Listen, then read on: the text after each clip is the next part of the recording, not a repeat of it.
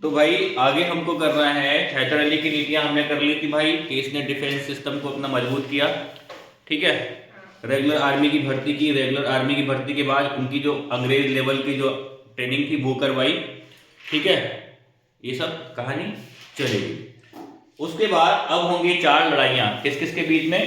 हैदर अली के बीच में, या ये कहो मैसूर वाले राजाओं शासकों के बीच और अंग्रेजों के बीच। कितनी लड़ाइयां होंगी? कुल चार लड़ाइयां होंगी। तो पहले देखेंगे, पहला है प्रथम आंग्ल मैसूर युद्ध। प्रथम आंग्ल मैसूर युद्ध 1767 से लेके 1769 तक होगा, 1767 से 69 तक। ठीक है। लास्ट वाली ईयर काय की होती है? खत्म, और खत्म होने में क्या होगा? संधि होगा। ठीक है।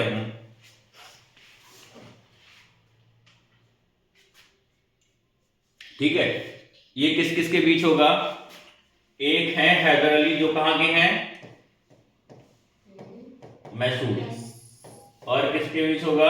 अंग्रेज अधिकारी वेल्स, वेरेल्स्ट, इनके बीच। ठीक है। इन दोनों के बीच होगा। परिणाम क्या होगा? हैदर अली जीत जाएगा और अंग्रेजों की बात बर्दाश्त होती नहीं है। परिणाम क्या होगा?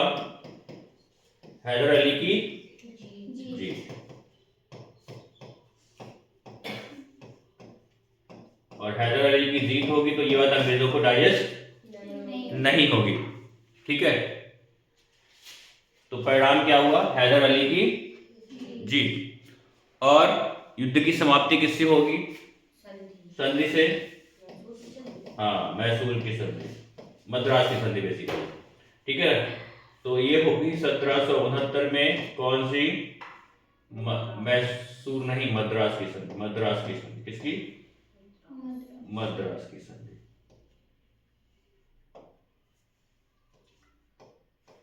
ठीक बात। मद्रास की संधि। तो अगर हम पूछे इस युद्ध का कारण क्या रहा, तो मैक्सिमम कार्ड तो वो कॉमन चलेगा ही चलेगा, अंग्रेजों की साम्राज्यवादी नीति। ये तो कॉमन रहेगा, क्योंकि ये लड़ाई लड़ी इसलिए रहे हैं ताकि इनके साम्राज्य का विस्तार हो। तो पहला कार्ड क्या हो गया? अंग्रेजों की साम्राज्यवादी नीति। ठीक है।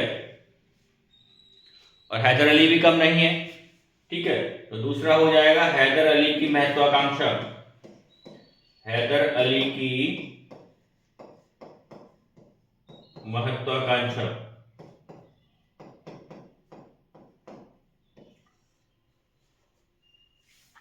हैदर अली की महत्वाकांक्षा। ठीक है। फिर आते हैं दूसरे आंग्ल मैसूर युद्ध पर।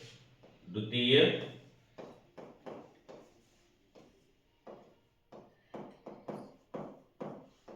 आंग्ल मैसूर युद्ध। दूसरा आंग्ल मैसूर युद्ध, ये भी हैदर अली लड़ेगा। 80 से 84 के बीच होगा, 1780 से 84 के बीच। 1780 से 84 के बीच। तब तक उधर से वारेन हेस्टिंग्स आ चुका है, गवर्नर बन के वारेन हेस्टिंग्स आ चुका है। तो ये किस किस के बीच होगा? हैदर अली वर्सेस हैदर अली वर्सेस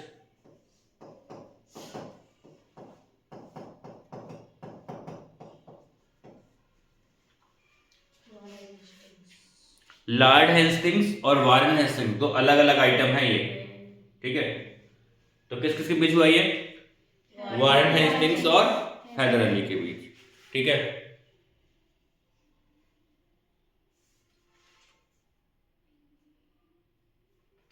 ठीक। अब देखना, ये कैसा साल चल रहा है? से 84 तक 4 साल चल रहा है। तो 2 साल तो लड़ेंगे हैदर अली, और ये 82 में निपट जाएंगे। 1782 में युद्ध में घायल होकर ये मृत्यु हो जाएगा इनका। ठीक, तो यहीं पे इनको कवर कौन करेगा? इनका बेटा टीपू सुल्तान। बात समझ में आया? ये पूरा 4 साल नहीं लड़े हैं, 82 में ये चले गए, तो फिर ये घायल हो गए थे युद्ध में और घायल होके ही खत्म। ठीक है, कार्ड क्या हुआ था भैया? तो ये मंगलौर की संधि हुई, सॉरी ये जो मद्रास की संधि हुई थी, तो मद्रास की संधि में अंग्रेजों को घाटा तो वही हुआ, पक्की बात है, जो हारता है उसको घाटा होता है। ठीक, तो अंग्रेजों ने इस संधि में जो जो राज्य मिले उसमें गुंडागर्दी शुरू कर दी। वो किसके थे? हैदर अली के। ठीक है, तो पहला कार्ड हो जाएगा इसका मद्रास की संधि का उल्लंघन। अच्छा, ये फ्रांस वाले बहुत डरते हैं अंग्रेज, क्यों हैं? उधर नेपोलियन जिंदाबाद के नारे शुरू हो जाएंगे 99 में आके, है ना? 1799 से 1815 तक नेपोलियन का कहर चलेगा पूरा, है ना? तो पहला कार्ड क्या जाएगा? मद्रास संधि का उल्लंघन। अच्छा, ये डरते इसलिए नहीं है, वो ज्यादा ताकतवर है, वो डरते इसलिए हैं कि उसने फ्रांस में तो राजशाही का अंत कर ही दिया है, भले खुद बाद में तानाशाह बन गया, वो बात अलग है। फ्रांस में राजशाही का अंत कर ही दिया है, और उधर इनके यहाँ भी तो राजशाही चल रही है, तो यहाँ कुछ हलचल करोगे उसका इफेक्ट वहां पे होगा, या वहां का इफेक्ट यहाँ पे होगा, देखा है हम लोगों ने पीछे। ठीक है, तो इसलिए अब वहां राजशाही गई, कुछ और हुआ, तो इनको जो अधिकार मिला हुआ है, अभी तो एकाधिकार में ही है ना, बिजनेस करने का जो एकाधिकार मिला हुआ है वो खत्म। अब पाइपलाइन खत्म हो जाएगी पैसे की, तो मेन काम क्या है? पैसा। ठीक है, तो पहला क्या हो जाएगा इसका कार्ड? मद्रास की संधि का उल्लंघन। हुआ क्या? अंग्रेजों ने इसका एक क्षेत्र था माहे, किसका? मैसूर साम्राज्य में जीतने के बाद एक क्षेत्र था माहे, क्या? माहे पर अंग्रेजों ने क्या कर दिया? आक्रमण कर दिया। जबकि बात क्या हुई थी कि भैया जिसके इसके क्षेत्र जिसके पास है उसके पास स्वामित्व अपने पूर्व अधिकार के रूप में रहेंगे वो, ठीक है ना? अब उसका क्षेत्र हमला किसने कर दिया? अंग्रेज ने।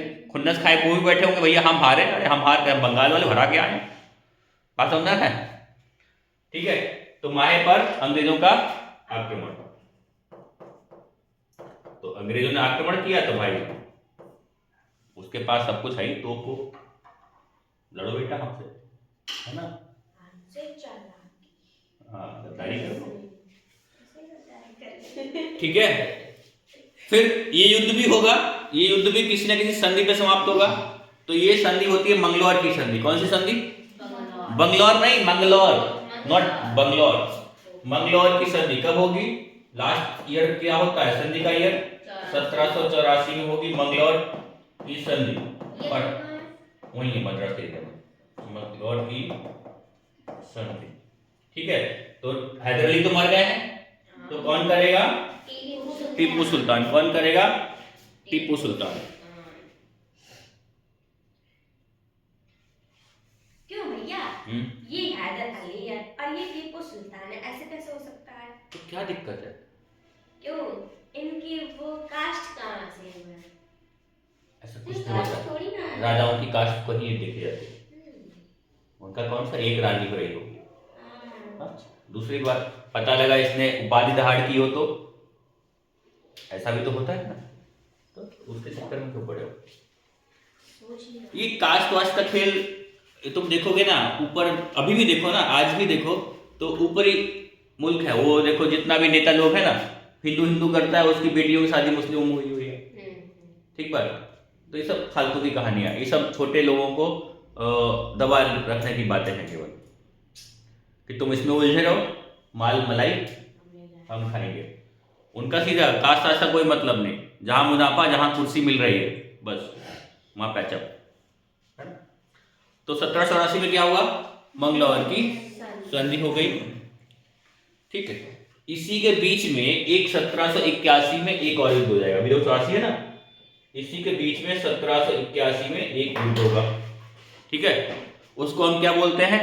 पोर्ट नोवा का युद्ध।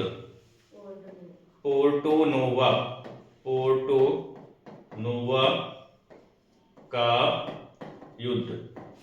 ठीक है, तो ये किस किस के बीच में होगा? अभी तो 82 में मरे ना हैदर अली, तो ये होगा हैदर अली और कर्नल आयरकूट। Colonel Eyre Coote.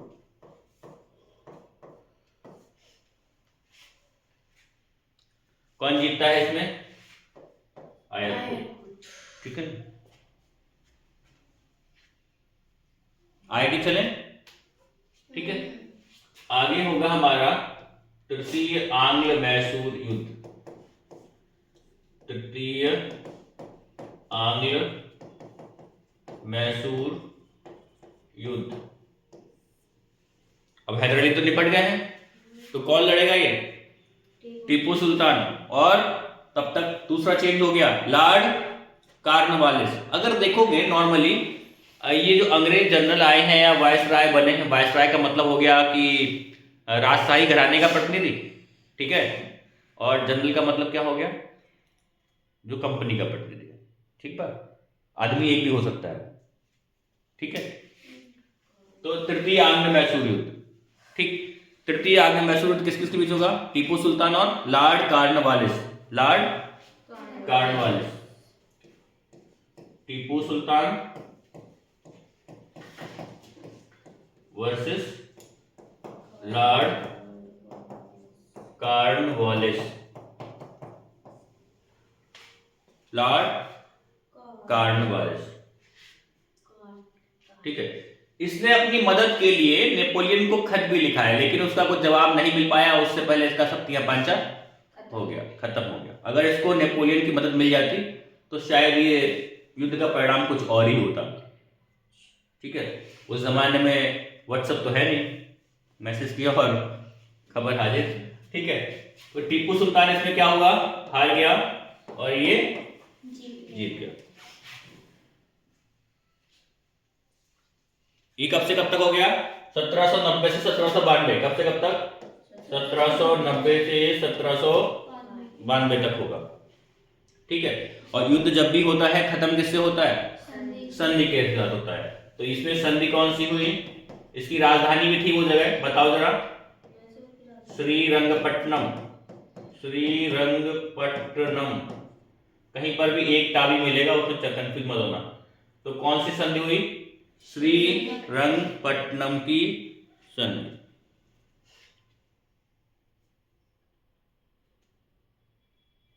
ठीक है, किस किस के बीच हुई? ये तो गवर्नर हो गया ना, लॉर्ड कॉर्नवालिस। तो ये तो बड़ा आदमी खुद नहीं आया, इसने किसको भेजा है? मीडोज को भेजा। किसको भेजा है? मीडोज। किसको भेजा है? Meadows plus Tipu. किसके बीच हुई संधि? मीडोज और टीपू सुल्तान के बीच। कौन सी संधि? श्रीरंगपट्टनम की संधि। ठीक बात। अगर हम तुमसे पूछे इसका कारण क्या था, तो पहली बात तो पता ही है, अंग्रेजों को थोड़ा सा भी शक होता है कि तुम फ्रांसीसियों के साथ हो, तो वो बख्शते नहीं है। ठीक है, तो पहला कारण क्या हो जाएगा कि टीपू सुल्तान के फ्रांसीसियों से नजदीकी या बेहतर संबंध। भाई अगला आदमी मरता क्या ना करता है ना, फ्रांसीसियों से नजदीकी। फ्रांसीसियों से नजदीकी। ठीक,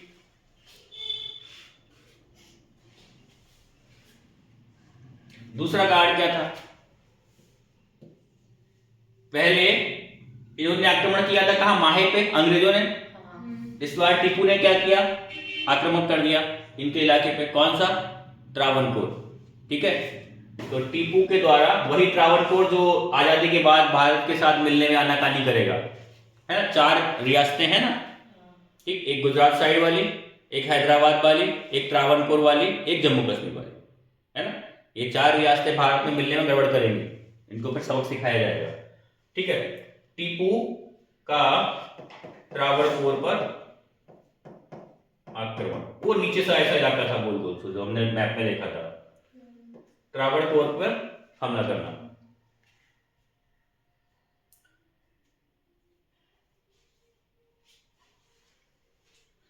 तो ये वाला किस संधि का उल्लंघन था? इससे पहले वाली संधि का उल्लंघन था।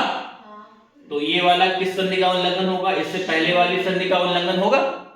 ठीक, तो इस वाली संधि का उल्लंघन हो जाए। ठीक है, तो जो कि मंगलौर संधि का उल्लंघन था। भाई उसमें तो डिसाइड हुआ होगा कि हम अपने राज्य में और इलाके में रहेंगे, तुम अपने इलाके में रहोगे।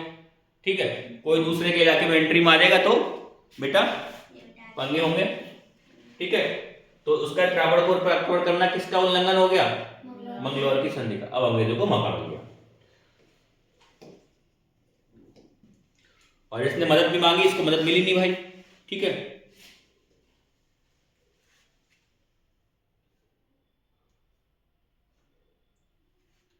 ठीक है। और देखो अंग्रेजों का एक सिस्टम रहा है, मैं तुमको दिखाता हूं। आगे हम पढ़ेंगे घेरे की नीति और ठीक है, इंडिया मैप 1700 में पढ़ रहे हैं ना? ठीक है,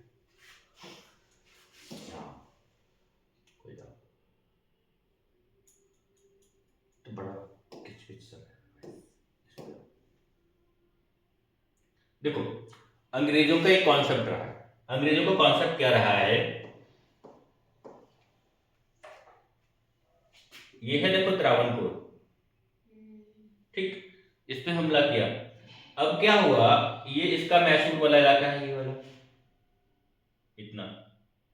ठीक, तो कुछ हिस्सा देखो कॉमन है इसमें, है या नहीं? ठीक, अब इधर कौन है? हैदराबाद का निजाम है। जितना ये हरा हरा पट्टी दिखा रहा है ना, ये क्या है? हैदराबाद का निजाम। ठीक, अंग्रेजों का एक कॉन्सेप्ट रहा है। क्या कॉन्सेप्ट रहा है?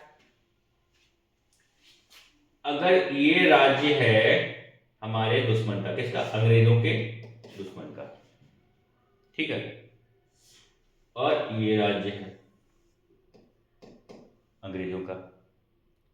ठीक, तो वो क्या करते हैं, बीच में एक ऐसा रास्ता बनाते हैं कि ये इंग्लिश हो गए, अंग्रेज लोग हो गए, और ये इनके दुश्मन हो गए। अब ये ऐसा तिकड़म भिड़ाते हैं कि बीच में एक ऐसा फ्री स्टेट छोड़ देते हैं जिसको बफर जोन बोलते हैं। क्या बोलते हैं? Buffer zone. ठीक, कि बेटा इनसे हमें लड़ना पड़े। कौन लड़े? ये वाले। उससे क्या होगा, इनका काम में चलता रहेगा, इनको ये आपस में लड़वाते रहेंगे और ये दोनों अपने ही इलाके के लोग हैं। ठीक, ये अपनी चांदी करते रहेंगे। फिर एक वक्त आएगा कि ये इनसे मदद मांगने आएंगे या ये इनसे मदद मांगने आएंगे, कुछ तो होगा ना। तो क्या होगा, अंग्रेज संधि करेंगे कि बेटा इतना हमें दे दो, बस मौज करो तुम इतने, हमने तुम्हारा इतना बचा दिया तो आप पूरा चला जाता है ना। ये कॉन्सेप्ट खेला है मतलब पूरे में। इसी को बोलते हैं घेरे की नीति। अभी आएंगे आगे पढ़ने हम लोग, है ना। हम क्यों लड़े? आपस में लड़ो जाएगा। ठीक, तो टीपू अकेले नहीं लड़ा, टीपू अकेले लड़ा और टीपू हारा क्यों? ये भी लड़ लिए इसके खिलाफ। ठीक है, इधर जो मराठा है ये देखो मराठा देखा है पूरा इलाका, है ना। मराठा भी इसके खिलाफ भिड़ा दिए है। अब तो जीत जाएंगे तो कुछ इसको इनको दे देंगे कि तो भाई मद्रास जाए, मैसूर जाएगा ना इसका, तो ये वाला इलाका का निजाम तुम ले लो मेरी तरफ से। ठीक, इस पे खुद कब्जा कर लेंगे और इधर वाला कुछ इलाका मराठाओं दे देंगे, तुम भी लड़े। ठीक, अब ये बचा मैसूर, चाहे नन्ना सा छोटा होता गया। अभी किसके गाँव है ये, है ना। तो ये बड़े तिकड़मी लोग रहे, तो लोग समझ नहीं पाए इनको, है ना। तो क्या होगा, कौन कौन लड़ेगा इस युद्ध में? मराठा लड़ेंगे प्लस हैदराबाद का निजाम। ये एक ही आदमी नहीं है, बढ़ते मतलब इनकी भी जनरेशन चल रही है, लेकिन वहां की पदवी क्या है? निजाम है ना। ऐसा नहीं कि एक ही आदमी सब बुरा चल रहा है, तो इनकी जनरेशन चलेगी ना। तो हैदराबाद का निजाम और अंग्रेज तो है ही है। ठीक, जब तीन आदमी रहेगा एक आदमी, तो क्या होगा? वर्सेस टीपू सुल्तान। ठीक है, ये तीन ठो और देखा ना। तो ये क्यों मदद कर रहे हैं? इनको ऊपर राज्य मिल जाएगा। ये क्यों मदद कर रहा है? इधर वाला मिल जाएगा इनको। अंग्रेज नीचे त्रावणकोर कब्जा कर लेंगे। ठीक है, मद्रास छोटा हो जाएगा। ठीक है, इसलिए ये हार गया। वैसे दमदार आदमी था ये टीपू, मैं तो कहता हूँ। ठीक है। तो इस युद्ध में हमको एक स्टेटमेंट याद रखना है, किसका? लॉर्ड कॉर्नवालिस का। लॉर्ड कॉर्नवालिस का एक स्टेटमेंट है, पूछ देता है अक्सर, किसका स्टेटमेंट है या किस संदर्भ में है। ठीक है, तो इसका संबंध है तृतीय आंग्ल मैसूर युद्ध में। अभी समझा ना कि कैसे इन्होंने क्या काम किया था। तो उसी संदर्भ में एक स्टेटमेंट देता है ये, हमने अपने मित्रों, मित्र कौन कौन हो गए अंग्रेजों के? ये हो गए, हाँ, हमने अपने मित्रों, ब्रैकेट में लिख लेना इसको, मराठा और निजाम। हमने अपने मित्रों, ब्रैकेट में, मराठा और निजाम को शक्तिशाली बनाया। बना दिया वाकई में, उनका राज्य बढ़ गया। को शक्तिशाली बनाया, शक्तिशाली बनाए बिना, शक्तिशाली बनाए बिना अपने शत्रु को पंगु बना दिया। अपने शत्रु को पंगु बना दिया।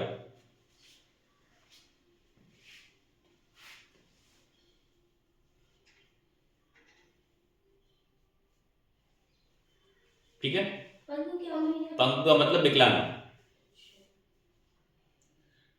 भाई उनको राज्य दे दिया, तुम इतने में सेटिस्फाइड हो, मराठाओं को ऊपर दे दिया, तुम सेटिस्फाइड हो, लेकिन अब चलेगी किसकी मेन रूप से? अंग्रेजों की चलेगी। ठीक है, तो सीधी कहानी है, हमने उनको तो लॉलीपॉप दे दिया, मेन बादशाह तो मैं हूं, है ना। अगला युद्ध है चतुर्थ आंग्ल। ये कॉर्नवालिस का स्टेटमेंट इंपॉर्टेंट है, याद रखना भाई। चतुर्थ और अंतिम भी होगा ये।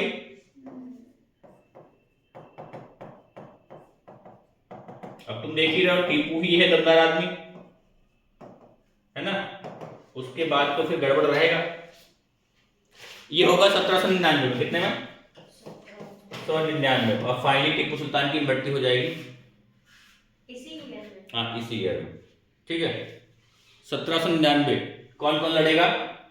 लॉर्ड वेलेजली आ गया। कौन आ गया? Lord Wellesley. लॉर्ड वेलेजली स्थायी बंदोबस्त ही देगा आके, है ना। Versus Tipu, versus Tipu. ठीक है, और 4 मई 1999 को टीपू की 1799 को टीपू की क्या हो जाएगी? मृत्यु। टीपू की मृत्यु में, और टीपू की मृत्यु होगी तो क्या होगा? जो मैसूर छोटा हो गया था, अब वो पूरा मैसूर किसका? बस। ठीक है, कुछ निजाम को दे दिया, कुछ मराठाओं को दे दिया, त्रावणकोर में पहले आ ही गए थे खुद ही। ठीक, अब टीपू के मरने के बाद पूरा मैसूर पे कब्जा किसका? ब्रिटिशर्स का। ठीक है, ठीक है, तो मेन ताकतवर तो कौन बन गया यहाँ? अंग्रेज बन गए। ठीक बात। तो अगर हम पूछे इसका परिणाम क्या हुआ? परिणाम, पहला परिणाम तो साफ साफ दिख रहा है। क्या दिख रहा है? दक्षिण में अंग्रेजों का प्रभुत्व स्थापित। जब तक ये रहे तब तक दक्षिण में इनकी दाल नहीं गली।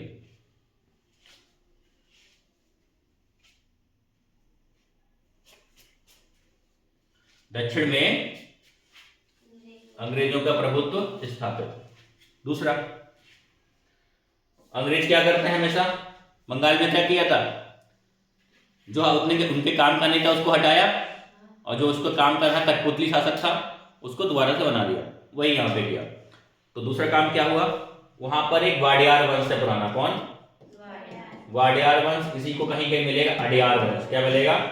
अडियार वंश। तो लिख लेंगे, पुराने अडियार वंश के छोटे बालक कृष्ण राय द्वितीय, छोटे से हैं ये, 11 साल के हैं शायद, कृष्ण राय द्वितीय, अडियार वंश के पुराने शासक अडियार वंश के कृष्ण राय द्वितीय नहीं, तीसरे हैं, तृतीय को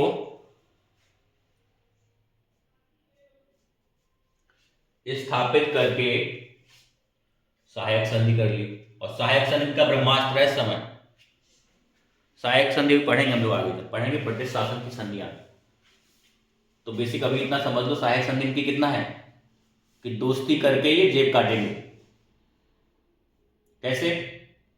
सहायक संधि का मतलब इनका ये होगा कि मेरी सेना यानी कि अंग्रेजों की सेना उस राज्य में रहेगी, उसका खाना खर्चा रहना सब कौन करेगा? उसी राज्य के शासक करेंगे। ठीक, अब क्या होगा, उससे दो काम होंगे। एक तो अंग्रेजों को उसका खर्चा नहीं करना, तो अंग्रेज जितनी चाहे उतनी सेना रख सकते हैं, तो इन्होंने सेना बढ़ानी शुरू कर दी, और सेना बढ़ेगी तो भारत के राज्य कमजोर पड़ेंगे, सीधी सी कहानी। ठीक, दूसरा क्या, फ्री की सेवा, भंडारा लगाइए राज्य के यहाँ, है ना। सहायक संधि का मतलब ये है कि हम, और कंडीशन क्या रखी थी कि तुम्हारे ऊपर जब भी कोई हमला करेगा, अभी हमने देखा ना बफर जोन पड़ा था, बफर जोन, ठीक है, वैसा राज्य फंसा रखे हैं, सब ऐसे बना रखे हैं, तिकड़म ऐसी फेल रखी सब जगह। ठीक, तो वैसे राज्य हैं, तो कहा देखो तुम्हारे पड़ोसी हमला कर सकता है, इसलिए हमको रखो, जब जरूरत होगी हम तुम्हारी मदद करेंगे। अब भाई सेना अगर, अब उससे क्या हुआ, राजा लोग आराम में आ गए, शासक लोग, राज्य के जो शासक हैं वो क्या हो गए, आराम में आ गए। अरे अब तो कोई चिंता नहीं, अंग्रेज अपने साथ है, दूसरे के कंधे पर रख के बंदूक चलाओगे तो कभी जीतोगे? ठीक है, तो ये बात समझ में नहीं आई इनको। ठीक है, तो इनसे तो सहायक संधि कर ली। ठीक, तो इस युद्ध के कारण क्या थे, इस युद्ध के कारण क्या थे? ये दुनिया भर में सहायक संधि कर रहे थे, टीपू इनकी तिकड़म समझता था। टीपू ने कहा हम सहायक संधि पहली खुन्नस पे यही था, टीपू का सहायक संधि करने से मना करना।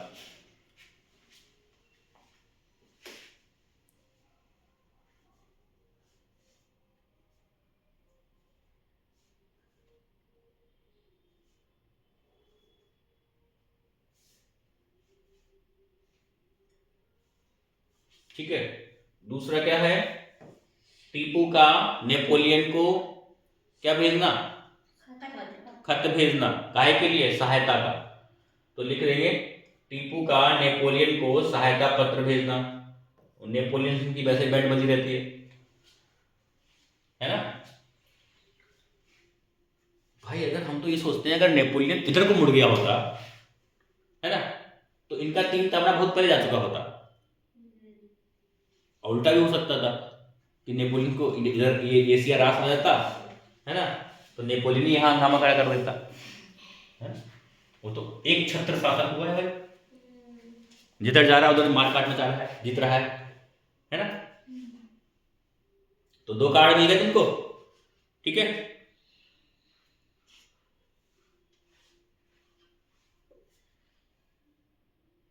तो यहां पर लॉर्ड वेलेजली का एक स्टेटमेंट है, ठीक है। टीपू तो मर गया बेचारा, और कृष्णराज तृतीय जो है तो बच्चे हैं, ठीक है। तो लॉर्ड वेलेजली का स्टेटमेंट है, अब पूर्व का साम्राज्य हमारे कदमों में है, अब पूर्व का साम्राज्य हमारे कदमों में है।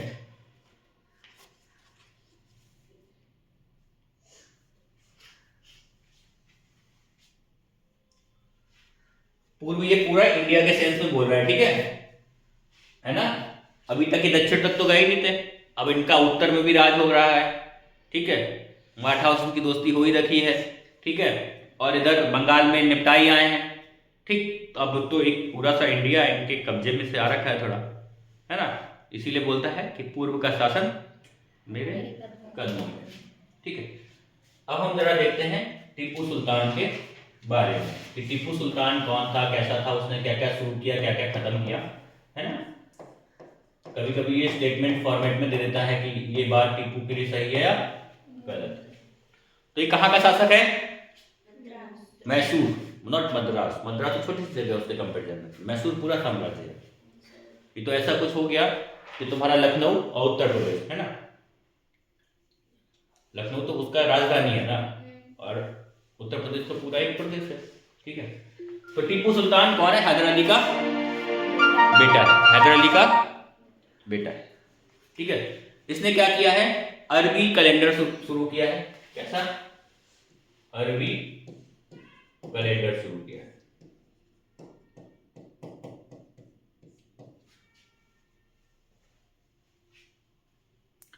माप तौल चलाई, माप तौल।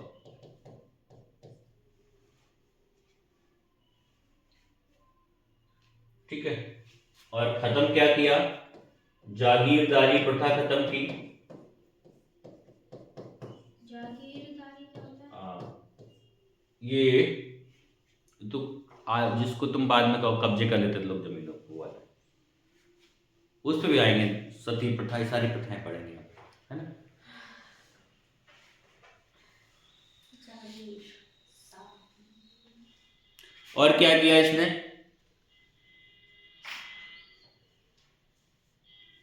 सेना का आधुनिकीकरण किया, है ना, तोपों बनाने का काम इसी ने शुरू किया था। तो आधुनिक शस्त्रागार की स्थापना किया। वो कलाम साहब का एक स्टेटमेंट है ना कि भारत है तो शांति प्रिय देश, ठीक है, लेकिन भारत को भी मिसाइलें इसलिए चाहिए क्योंकि भयभीन होए ना प्रिय। वो देखो ना, उसको उठाना है वेनेजुएला वाले राष्ट्रपति को, क्यों, अगर उसके पास न्यूक्लियर बम होता तो अमेरिका की हिम्मत पड़ती, नहीं पड़ती। तो इसलिए जिस सांप के पास विष नहीं होता है ना, उससे लोग डरता नहीं है। तो इसलिए हमको क्या चाहिए, ये सब चाहिए। तो इसलिए इसने क्या किया, शस्त्रागार का स्थापना किया। ठीक है, तुर्की, फ्रांस और अफगान में अपना एक दूत मंडल भेजा। तुर्की, फ्रांस और अफगान में अपना एक दूत मंडल भेजा कि भाई कोई तो हमारा साथ दो।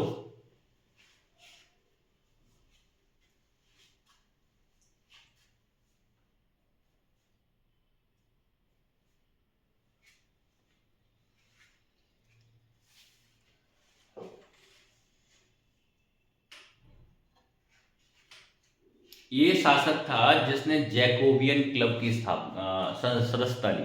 किसकी, जैकोबियन क्लब बेसिकली फ्रांस का है।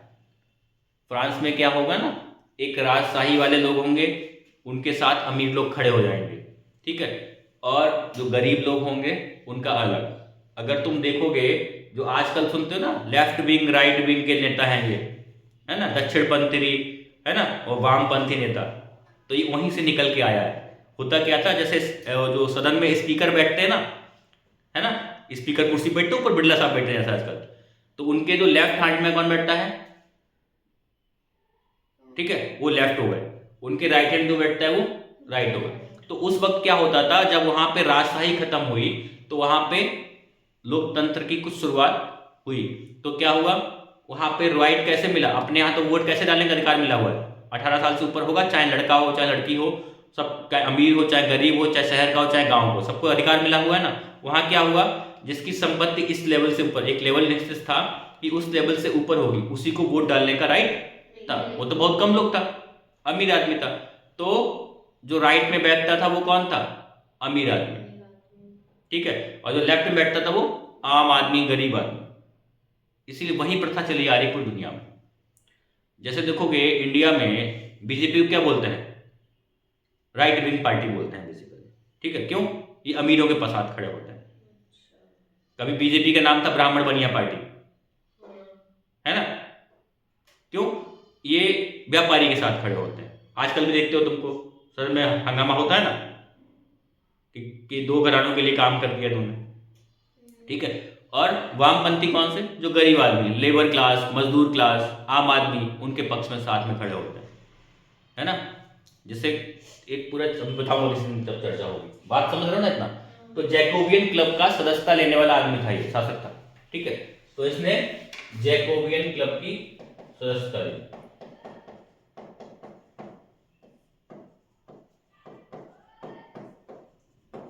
ये विश्व इतिहास का पार्ट है, उसमें हमको फ्रांस की क्रांति पढ़नी है, रूस की क्रांति पढ़नी है, और यूरोप में राजशाही का पतन पढ़ना है, ठीक है, और विश्व युद्ध पढ़ लेने हैं दोनों। तो इसने क्या किया, जैकोबियन क्लब की सदस्यता ली। इसका एक स्टेटमेंट बड़ा तगड़ा है और अक्सर पूछ देता है, टीपू का एक स्टेटमेंट है, क्या है,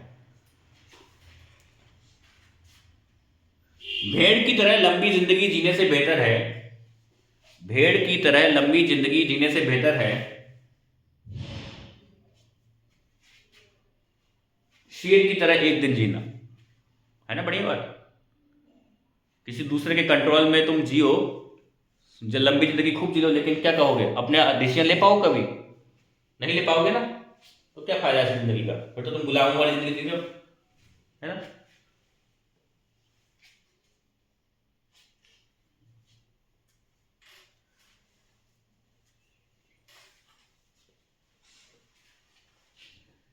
यहां तक की बात क्लियर। तो इस तरीके से हम दो प्रांत दिखाए हैं, बंगाल में अंग्रेज कैसे आए और मैसूर में कैसे। कल हम देखेंगे मराठा में ब्रिटिश शासन की स्थापना। देख रहे हो, कुर्सी किसी की सगी नहीं होती है।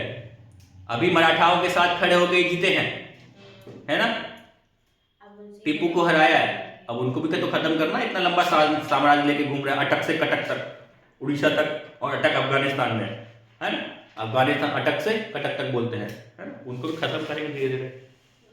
ठीक है, तो कल हम लोग पढ़ेंगे मराठा साम्राज्य में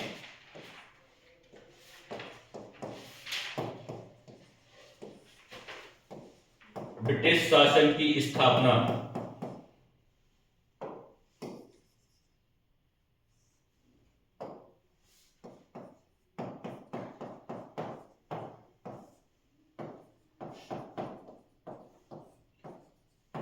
मैं तुमको बहुत सिक्वेंशली पढ़ाने की कोशिश कर रहा हूं ताकि तुमको टाइमलाइन क्लियर हो जाए, क्योंकि तुम लोगों के पास इतिहास कौन सा वाला है, रील वाला है ना, तो इसलिए तुमको कंपटीशन में रील वाला इतिहास तो काम आएगा नहीं। तो कल हम लोग पढ़ेंगे मराठा में ब्रिटिश शासन की स्थापना, है ना।